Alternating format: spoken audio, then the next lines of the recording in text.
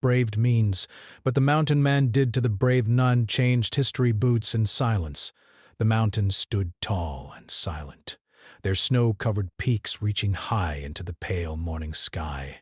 The village nestled at the base of these mountains was small, almost hidden, as if the world had forgotten it. A few wooden houses leaned against the wind, their roofs heavy with snow. Pry by, smoke curled slowly from chimneys, carrying the scent of burning wood into the crisp air. Life here was quiet, harsh, and unyielding, yet the villagers had learned to endure it. One morning a man appeared at the edge of the forest that bordered the village. He moved with careful, steady steps, his heavy boots crunching against the thin layer of frost covering the ground. Puff. His hair, dark and slightly tangled, fell to his shoulders, and his beard, thick but not unkempt, gave him a rugged look. His eyes were sharp, scanning the landscape with a quiet awareness. The villagers had seen strangers before, but there was something unusual about him. He carried no pack, no weapon, only a long staff made of strong, rough wood. There was a calmness to him, a sense that he belonged to the mountains more than to people. The villagers whispered about him in hushed voices. "Who is he?" one woman asked as she drew water from the well. "Where does he come from?" Another man stacking firewood for the long winter shook his head. "No one knows. He appeared just yesterday, and now he moves like he has always been here." But none of them approached him. There was something about his quiet presence that commanded respect and, perhaps, a little fear. At the same time, the small monastery on the hill above the village prepared for the morning. The monastery was simple, built from stone and wood, and surrounded by a protective wall that had weathered decades of storms. Inside, the nun moved gracefully through the halls, her robes swishing softly against the floor. She had come to this remote place not for adventure or fame, but for service. The mission was to care for the orphaned children in the village and to bring education and hope to a place often forgotten by the outside world. The nun was known for her courage, dangerous paths before, through forests and mountains, facing harsh winters and wild animals. But this village felt different. Here the mountains seemed to watch, silent witnesses to every action. She carried with her a small bag of books and supplies, a few blankets and a determined spirit that had guided her through many hardships. She believed in the power of quiet actions, in teaching, helping, and protecting those who could not protect themselves. On the first day she arrived, the nun stepped outside the monastery to survey the village. Snow crunched under her boots as she walked toward the wooden bridge over the frozen stream. Desteran. He glances the man there, near the edge of the forest, chopping wood with careful, strong strokes. He did not look up as she approached, and yet, somehow, she felt his presence. It was not a threatening presence, but one of attention, like the mountains themselves had sent him to watch over the village. Their eyes met briefly. Patience in his hands, the patience in his movements, and a quiet determination in his eyes. The man looked at her once, a slight nod acknowledging her, and returned to his work. Breath rasped. There was no conversation, no questions, only a shared recognition of the difficult world they lived in. The nun felt a strange sense of comfort, though she could not explain why. This man, who said nothing, seemed to understand the challenges of life in the mountains without a single word. Over the next few days she observed him from a distance. Peace. He appeared at the forest edge early in the morning just as the sun began to rise. He carried out simple tasks, gathering firewood, repairing broken fences, and sometimes leaving bundles of supplies near the village homes. No one saw him speak to anyone, and yet the villagers benefited from his presence. Children would find warm blankets by the stream, and farmers discovered bundles of food left at the edge of their fields. The villagers were puzzled, but most were grateful, though they rarely spoke of it aloud. The nun's curiosity grew with each passing day. Why did he move in silence, yet seemed to know exactly what was needed? She had spent much of her life helping others, but this quiet stranger showed a level of thoughtfulness and skill that was rare. She decided to meet him properly, though she knew it would not be easy. Approaching someone who lived so closely with the wild required care and patience. She planned to walk toward him while carrying a small basket of bread, a simple gesture of goodwill. But the day she chose was calm but cold. Snowflakes fell gently, covering the ground with a fresh white layer. The nun moved slowly through the forest path, her boots leaving careful prints. She spotted him chopping wood near a large pine tree, its branches heavy with snow. Mia Evans took a deep breath and stepped forward, keeping her movements deliberate and non-threatening. The man noticed her immediately, but he did not stop working. His eyes followed her, calm but assessing, like a wild animal deciding if she was a friend or a threat. When she reached him, she held out the basket. "Bread," she said softly, her voice barely louder than the whisper of the wind through the trees. The man paused, his hands gripping the axe, basket, then at her, and finally nodded once. Without a word, he reached down and took a piece of bread, breaking it carefully before returning to his work. That single act was enough. A silent acknowledgement, a beginning of trust. From that day on, their paths crossed more regularly. The nun found herself encountering him 3 times a day, once in the morning, once around midday, and once in the evening. Sometimes it was by the stream, sometimes near the monastery, and sometimes on the paths winding through the forest. Each time, they acknowledged each other, sometimes with a nod, sometimes with a small gift, sometimes with a shared glance. Words were rare, but understanding grew. They learned the rhythm of each other's days, the way their efforts could complement one another without a single spoken sentence. The villagers began to notice subtle changes. The monastery seemed better prepared for the harsh winter. The children had warm clothes and extra blankets. Ground and fields that had been damaged by the snow were now partially repaired. Rumors began to spread, but no one could say exactly who was responsible. Some whispered about angels, others about the mysterious mountain man, but most agreed that something extraordinary was happening quietly in their midst. For the nun, these encounters were more than practical help. She began to see a lesson in his silence, a teaching in his actions. The world was harsh and unforgiving, but courage and care did not always require loud words or public recognition. Sometimes strength and goodness were best expressed quietly, in ways that changed lives without drawing attention. She realized that the man's presence was not only a gift to the village, but also a mirror to her own mission, to serve with dedication, humility, and courage, no matter how small or unseen the acts might be. Days turned into weeks, and the bond between them, unspoken as it was, strengthened. She learned the rhythm of the mountains, the timing of his movements, and the silent messages in his gestures. He became an invisible partner in her mission, a force of quiet support, always there when needed, yet never claiming attention. And in this shared silence, a sense of history in the making began to form, though neither fully understood it at the time. The mountains watched over them as they continued their work, indifferent yet protective, as if approving of the quiet partnership forming between the nun and the man. The villagers, though unaware of the depth of this connection, began to sense a subtle change in the air, a feeling that things were becoming steadier, safer, and more hopeful. The monastery stood firmer against the cold. The children smiled brighter, and life, though still hard, seemed more manageable. In this remote, silent corner of the world, 2 unlikely allies had begun a story that would ripple outward, changing lives in ways neither could yet imagine.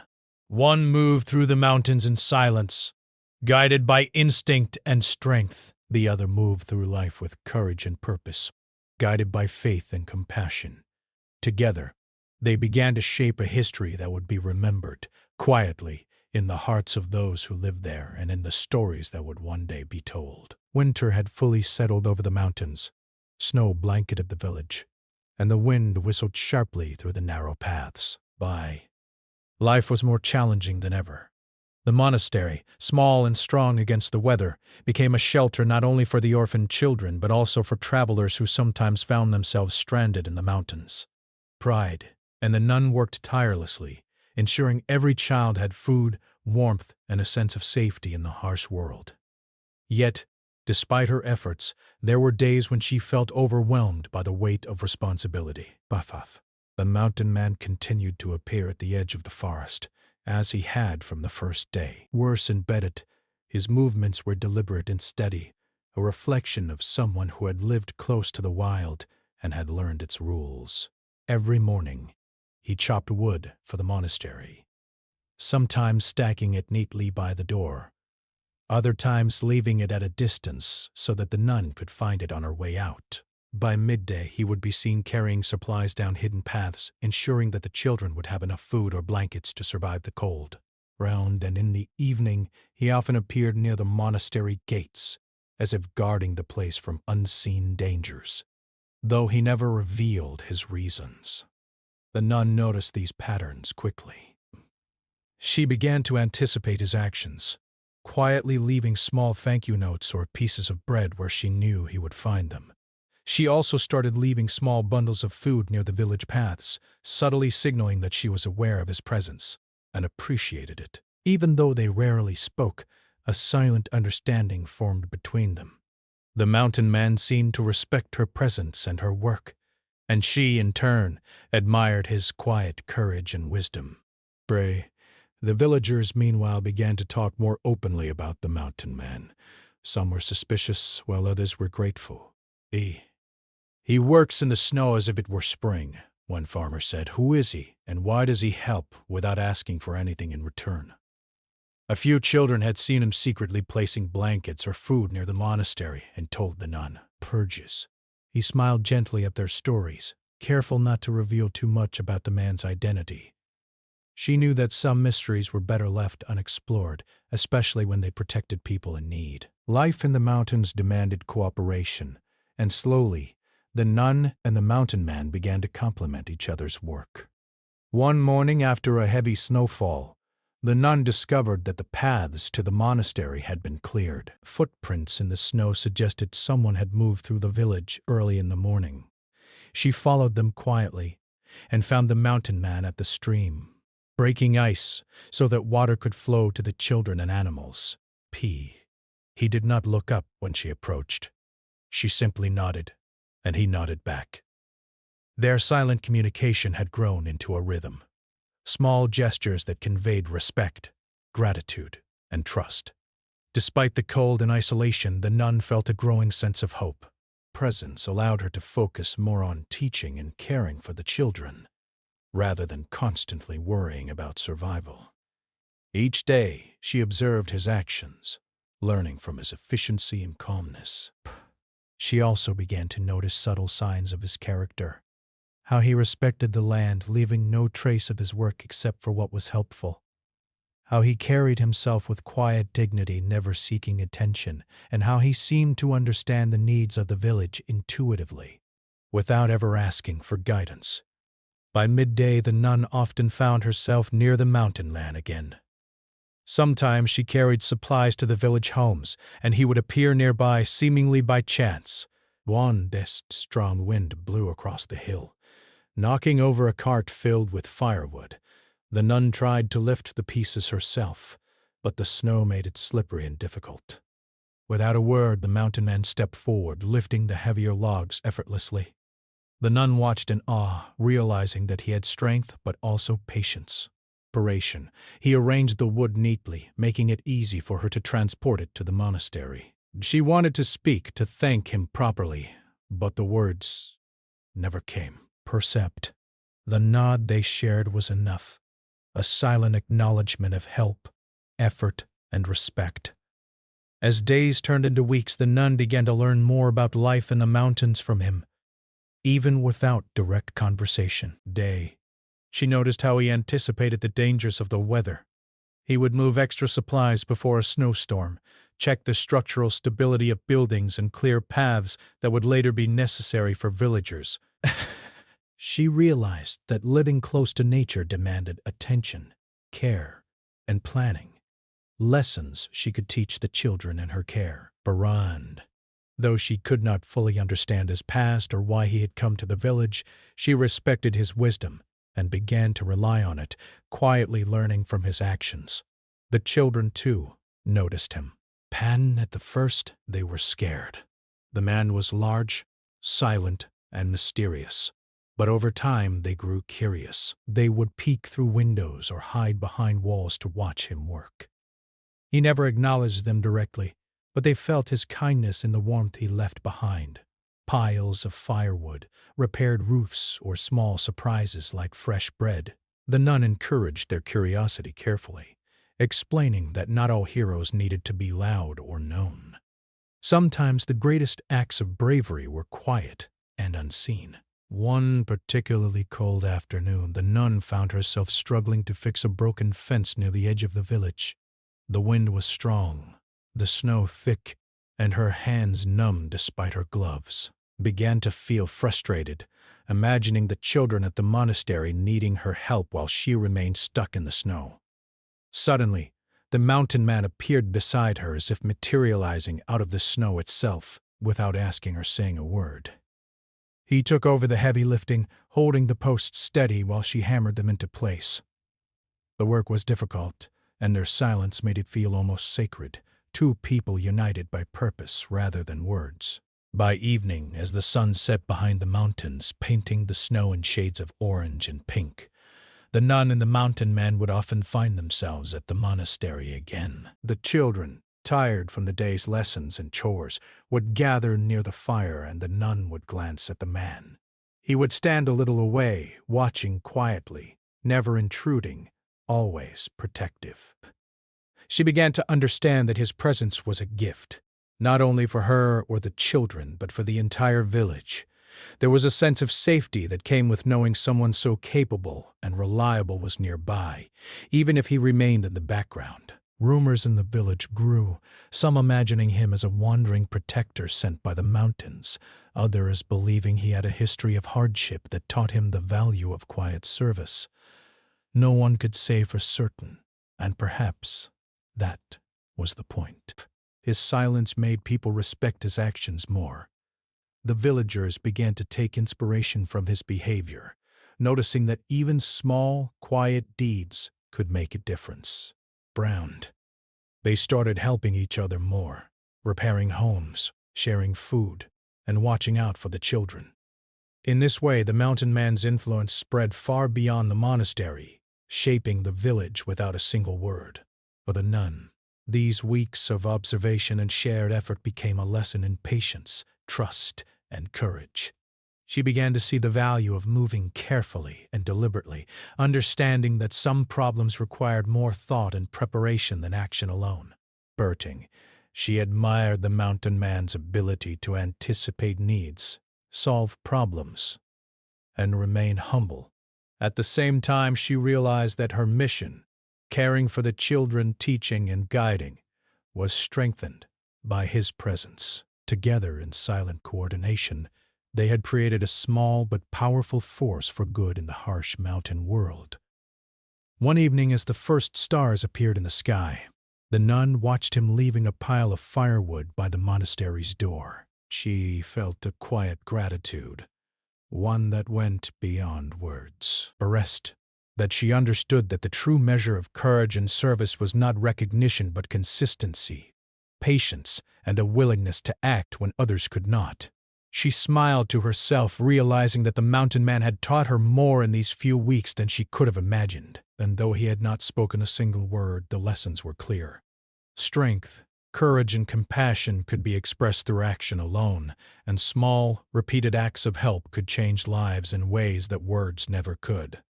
By the end of Part 2, the stage was set. The nun had come to rely on the mountain man's quiet strength. The villagers were beginning to feel the impact of unseen good, and the bond between the two had become a steady rhythm of trust and mutual respect. They met 3 times a day, following the same routine that now carried deeper meaning than either fully understood. By it. Each encounter, small as it seemed, built toward something larger, a series of events that would ultimately test their courage, change their community, and leave a lasting mark on history. The winter had grown harsher.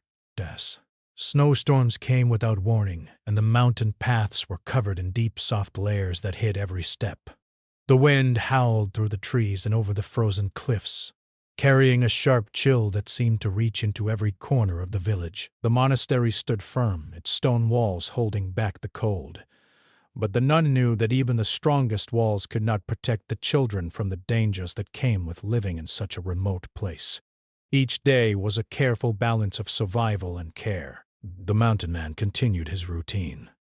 He arrived at the edge of the forest before dawn, moving through the snow with steady, quiet steps. He carried tools, firewood, and supplies, anticipating the needs of the monastery and the village. Every action was precise, as if he had lived in the mountains his entire life, which, perhaps, he had. Though he never spoke of himself, the nun had begun to notice patterns in his behavior, small signs that revealed his understanding of the land and its challenges. One morning, after a particularly heavy snowfall, the nun stepped outside to check the paths leading to the monastery. She felt the weight of the cold pressing against her body, and her breath rose in white clouds before her face. Breath's watch. The snow was deep, almost reaching her knees, and the wind was strong enough to push her slightly off balance. She knew that the children and the villagers would soon need supplies, but the paths were nearly impassable. She worried about what might happen if the snow continued to fall. As if sensing her concern, the mountain man appeared from the edge of the forest. He moved silently, yet with a sense of purpose that made it clear he had seen the same conditions she had. Without a word, he began clearing a path toward the village, his hands steady and strong as he pushed snow aside and marked a safe route. The nun followed, helping where she could, but mostly observing. She had grown to trust his instincts completely. His knowledge of the terrain, his timing, and his care for the safety of others were evident in every step he took. Around midday, the storm worsened. Snow fell in thick, heavy flakes, reducing visibility to just a few feet. The nun realized that the village was at risk. The children at the monastery were safe for now, but the villagers who lived farther along the paths could be trapped in their homes. She knew that supplies would need to reach them quickly, and that the paths would need to be reinforced against the weight of the snow. She also knew that she could not do it alone. The mountain man noticed her concern and nodded once, as if giving her permission to rely on him completely. Together, they moved through the storm, clearing paths, lifting snow, and ensuring that no one would be stranded. The wind bit at their faces and the cold made their hands stiff. But neither stopped. They worked in silence, communicating only with gestures and shared understanding. Every movement was careful, deliberate, and filled with purpose. By evening, they had managed to secure the village paths and deliver supplies to the most vulnerable homes. The children who had watched from the monastery windows cheered quietly when they saw the mountain man return, carrying firewood and food. The nun smiled, feeling a deep sense of relief. She realized that without his help the village could have faced serious danger. She also realized how much she had come to rely on his quiet strength and careful planning. The next day, a new danger emerged. The snow from the previous days had built up on the mountain slopes above the village, and the nun noticed cracks forming along the icy edges. She understood immediately that an avalanche was possible. Her heart raced as she thought about the children and the villagers. She knew that if the snow gave way, it could destroy homes, the monastery, and everything she had worked to protect. She also knew that warning everyone and taking action quickly was essential. The mountain man appeared as if sensing her fear.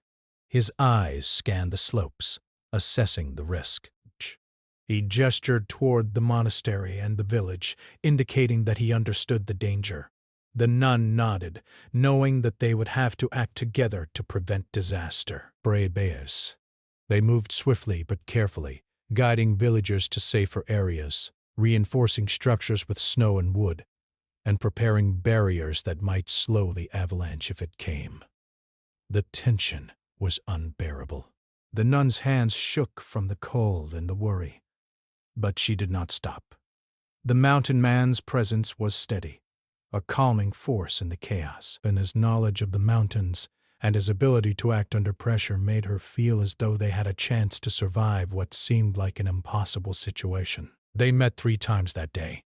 First at dawn, then midday, and finally in the late afternoon, coordinating their efforts without words, their actions perfectly synchronized. By the storm reached its peak, the nun heard the distant roar of the snow shifting on the mountainside. Her heart pounded in her chest. She saw the first large sheets of snow breaking free and tumbling down toward the village. Panic threatened to overtake her, but the mountain man remained calm beside it. He grabbed her arm and guided her toward a safe spot, then moved quickly to reinforce a barrier near the most vulnerable homes. His actions were decisive, practiced, and full of courage. The avalanche struck with a force that shook the ground and sent clouds of snow into the air. Trees snapped under the weight, and some small structures were damaged. But thanks to their careful preparation, the monastery and most of the village survived. Descal. The children huddled together inside, their eyes wide with fear and awe, while the nun watched the mountain man move through the chaos, helping wherever he could, ensuring that everyone was safe. Brebede. She felt a deep respect and gratitude for him. He had risked his life for strangers, for children, and for a mission that was not his own, simply because it was the right thing to do. After the avalanche passed, the nun and the mountain man surveyed the damage. The village had suffered, but it could have been far worse. The monastery was intact, the children were safe, and the villagers, though shaken, were alive. The nun realized that the mountain man's presence had changed everything. Without him, the disaster could have been catastrophic. Ronan. She also realized that his silence and humility made his courage even more remarkable. He had acted not for praise or recognition, but because he understood what needed to be done. That night, as the snow continued to fall softly outside, the nun sat by the fire and reflected on the events of the day. She thought about the mountain man and the quiet lessons he had taught her. That courage was not always loud, that strength could be shown through careful action rather than words, and that true help often came from those who asked for nothing in return. Mied. She knew that their work together was far from over. The winter was still long, and the mountains held many more challenges. The mountain man remained at the edge of the firelight, watching silently. He did not speak, but his eyes conveyed understanding, acknowledgement, and a shared commitment. The nun knew that their bond had grown deeper than words could express. They had faced a real danger together, and in doing so they had built trust, respect, and a shared sense of purpose. She understood that this moment, the avalanche, the storm, the danger, was a turning point in their lives, and perhaps in the life of the entire village. In the following days, the nun noticed small but significant changes. Villagers began to follow the example set by the mountain man, helping each other in ways they had not before.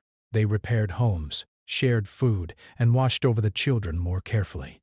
The monastery became a center of safety and hope, strengthened by the combined efforts of the nun, the mountain man, and the villagers. The nun realized that true leadership was not about commanding others, but about showing courage, compassion, and initiative, inspiring people to act for the good of all. By the end of Part 3, the story had reached its first major turning point. The nun had seen firsthand the mountain man's bravery and skill, and she had come to rely on his quiet strength. The avalanche had tested them both, revealing the depth of their courage and the importance of their partnership. Their 3-times-a-day encounters had become more than routine. They were lifelines, moments of silent coordination that had saved lives. The village, though scarred by the storm, had survived, and the stage was set for the next chapter of their story. A chapter that would test their limits even further and shape the course of history in ways they could not yet imagine. The days following the avalanche were tense but filled with determination. The village, though spared the worst of the disaster, still bore the marks of winter's harshness. Broken branches littered the paths. Some roofs had collapsed under the weight of the snow, and many villagers were cold and weary. The nun rose early each day, helping the children with lessons, preparing meals, and checking on each family in the village to make sure they had what they needed. Yet she knew that the winter was far from over and more challenges could arrive at any moment. The mountain man had not faltered. He appeared each morning at the forest's edge, carrying tools, firewood, and supplies. Brand and disarmed, his presence had become a comforting constant, a quiet assurance that the monastery and village were not alone in facing the harsh mountains. He moved with calm precision, whether clearing snow, repairing fences, or leaving small bundles of food where they were most needed. The villagers had come to recognize his shadowy figure, though few ever spoke to him. Some left warm meals near the monastery gates, as thanks, but he never acknowledged them with words. Here. His gratitude was shown through action, his consistent help and unwavering presence. One morning the nun noticed a worrying sign. The river that ran near the village was swollen with melting snow, and the ice along the banks was cracking in long, dangerous lines. She knew the river could flood if the ice broke completely, putting the monastery, the children, and the village at risk. Her heart raced as she considered the consequences. But she realized they had to act quickly. If the river overflowed, the careful work they had done to protect the village could be destroyed in hours. The mountain man appeared almost immediately when she scanned the riverbank. He had anticipated the problem before it had grown serious, studying the ice, the snow, and the currents of the water. Without a word, he began moving logs and rocks to reinforce the banks, shoring them up against the pressure of the water. The nun joined him, carrying sandbags and guiding the children who had come to help. Though the task was dangerous and exhausting, she felt a deep sense of calm knowing he was there. His experience and skill were unmatched. She had no doubt they could protect the village if they worked together. By midday, a storm began to approach. The wind picked up, shaking the trees and scattering snow in sharp, biting flurries. The river's roar grew louder, and the ice began to crack even more. Villagers, frightened by the sound, hurried to the monastery for safety. The children clutched the nun's hands, their faces pale with fear. She reassured them with a gentle voice, even as her own heart pounded. Pray. The mountain man worked silently, reinforcing barriers and guiding people to safe areas, his movements quick, confident, and purposeful. Broke free upriver, crashing into the banks with a force that threatened to wash away homes and livestock. The nun shouted instructions, directing villagers to higher ground, while the mountain man moved through the chaos, lifting fallen logs, carrying supplies, and ensuring that every family could reach safety. Hurrah! His actions were fearless. He moved through the flood of water and snow as if he were part of the mountains themselves. The nun watched him, awed by his bravery. Jay realized in that moment that this was the test they had been preparing for. A challenge that required not only courage but trust, skill, and selflessness.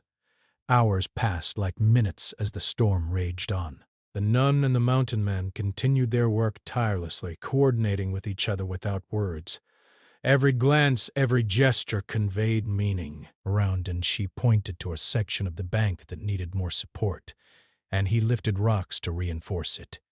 He signaled to her to move the children to a safer location, and she guided them swiftly, her heart aching with concern yet strengthened by his calm presence. The villagers, inspired by their courage, helped where they could, forming a chain of support that stretched across the frozen, snow-covered ground. By late afternoon, the flood had begun to recede, leaving the village soaked but intact. The monastery had survived, the children were safe, and the villagers had witnessed a display of courage that they would never forget.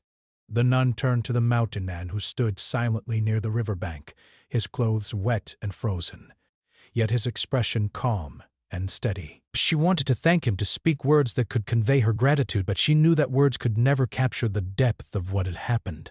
Instead, she simply nodded, and he nodded back. a silent exchange that said more than words ever could. The villagers began to gather around the monastery, helping to repair damage and offer warmth and comfort to one another.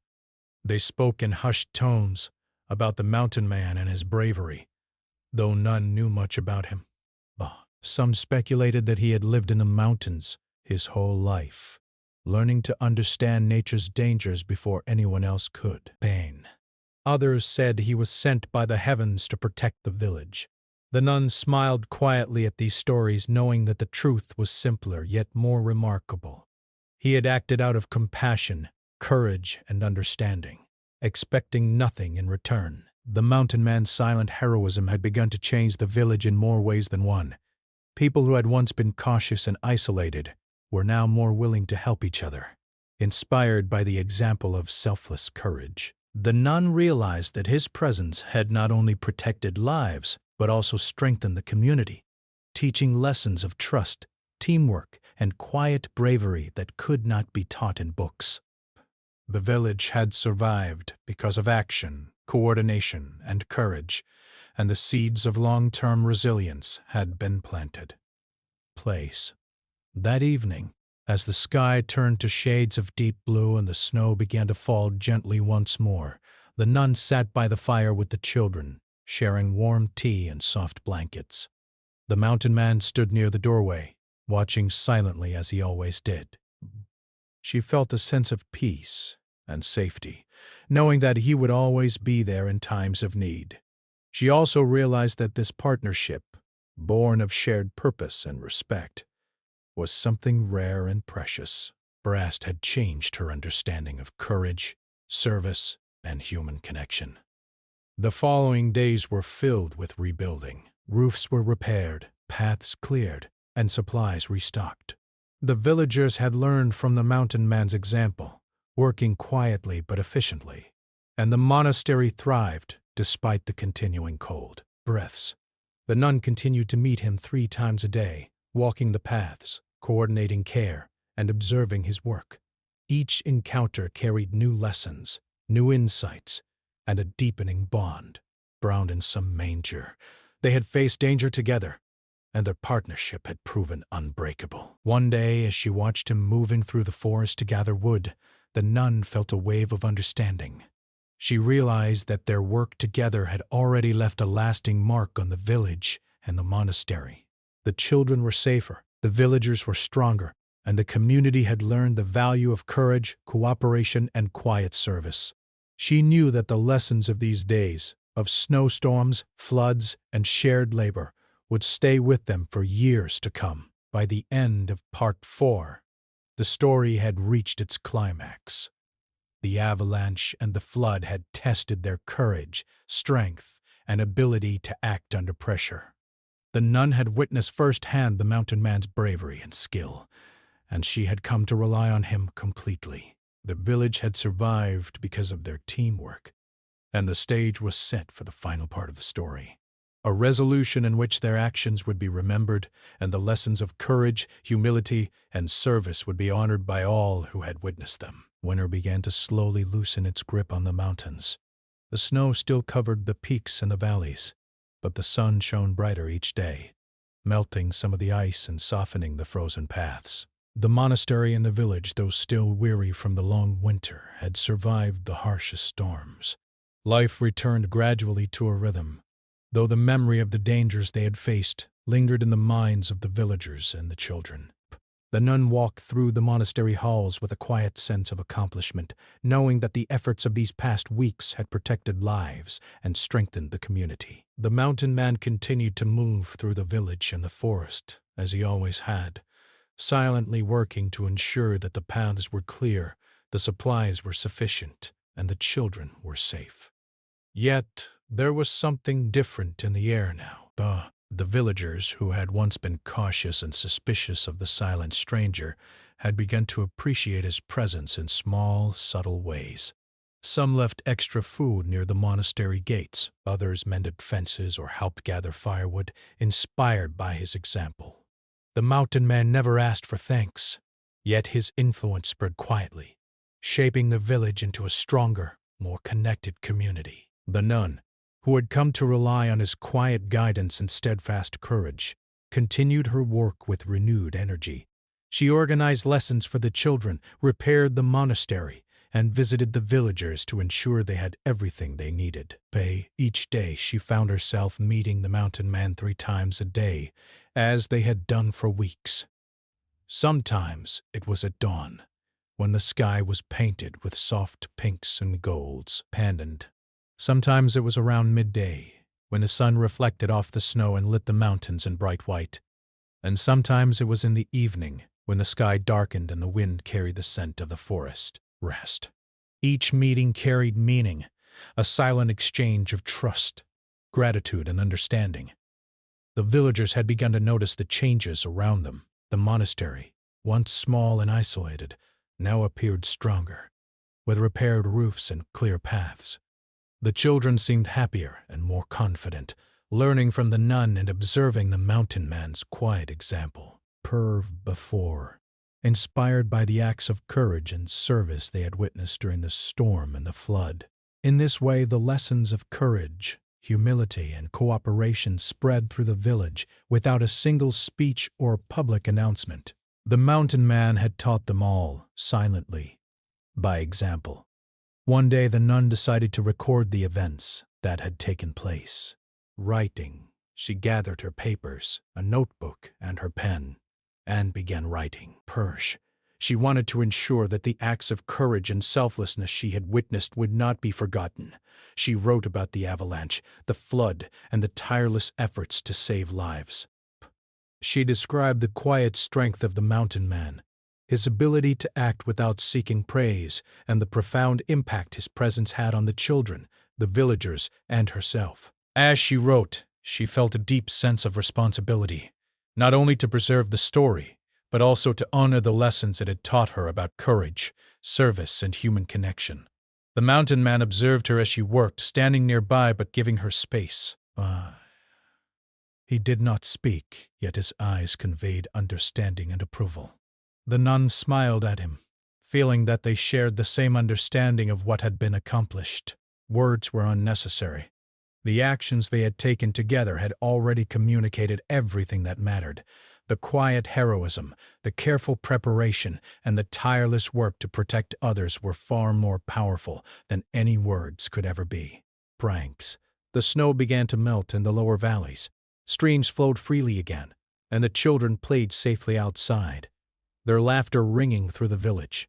The villagers repaired homes, harvested what little crops they could, and prepared for the warmer months ahead. The nun and the mountain man continued their routine, each meeting reinforcing the bond of trust, respect, and mutual understanding that had grown over the winter. Though he remained silent, the mountain man's presence had become essential, a symbol of strength and courage for all who witnessed him. Over time, the nun decided that the story of the mountain man should be shared more broadly.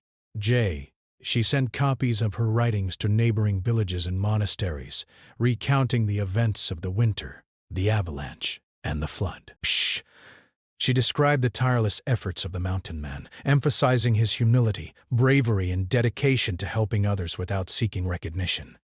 The response was remarkable. People were inspired by the story, and the mountain man's example became a symbol of quiet heroism. Though he never sought fame or praise, his actions left a lasting impression far beyond the village.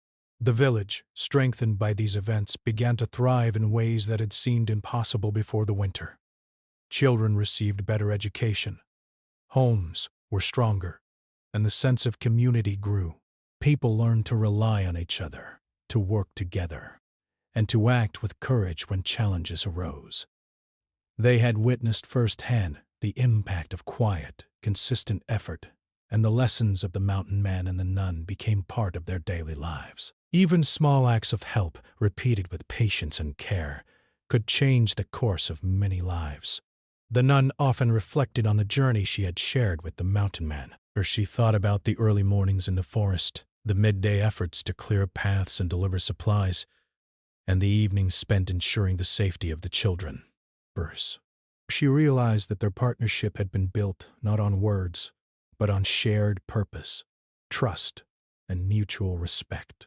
The mountain man had taught her that true courage is quiet, selfless, and consistent, and that the greatest changes often come from simple, repeated actions rather than grand gestures. The monastery became a place of learning and refuge, known for its resilience and the strength of the community. The story of the mountain man and the brave nun was told to each new generation of children, not only to honor their courage, but to teach important lessons about humility, service, and the power of quiet action. The villagers erected a small memorial near the monastery, called Boots in Silence, in honor of those who serve others without recognition. The mountain man, true to his nature, never visited the memorial, but those who passed by could see the footprints of his efforts in every path, every repaired home, and every smiling child. The nun continued her work until the end of her days, always guided by the lessons she had learned alongside the mountain man. She taught the children, cared for the villagers, and preserved the story of courage and selflessness for future generations. She knew that the actions of one person, when combined with the efforts of others, could have a ripple effect that changed many lives. The mountain man, silent and humble, remained a guardian of the mountains and the village, his deeds leaving a legacy that would be remembered long after the winter had passed. One evening, as the sun set behind the mountains and painted the sky in warm shades of orange and pink, the nun stood near the monastery gate and watched the mountain man walking back toward the forest. She felt gratitude, respect, and a deep sense of peace. Their shared journey had not only saved lives, but had also taught everyone who witnessed it about courage, teamwork, and the power of silent service. She realized that history is often shaped not by words or fame, but by the quiet, consistent actions of those who care deeply and act selflessly. The village continued to thrive, inspired by the example of the mountain man and the brave nun. Bad hell is worked together. Children grew up learning the value of courage and compassion, and the monastery remained a symbol of hope and resilience. The story of the winter, the avalanche, and the flood became part of local history, told and retold as a lesson in bravery, humility, and the power of quiet, repeated action. The mountain man, true to his nature, never claimed credit, but the impact of his presence and courage was visible everywhere. In the end, the nun understood that their story was not just about surviving the winter or facing dangers. It was about the lessons that endure, the value of helping others without expectation, the strength found in quiet courage, and the difference that consistent, selfless actions can make in the world. The mountain man had shown her, and the village, that history is shaped not only by the famous or the loud, but also by those who move quietly, act bravely, and serve with a pure heart. And so, in the mountains where the snow once fell heavily and the winds roared fiercely, the village on stronger and wiser than before. The memory of the mountain man and the brave nun, their 3-times-a-day encounters, their courage, and their silent acts of service continued to inspire generations, leaving a legacy that would never be forgotten. Their story became a testament to the power of humility, bravery, and quiet determination. A story that proved one person's consistent effort, guided by courage and compassion, could truly change history.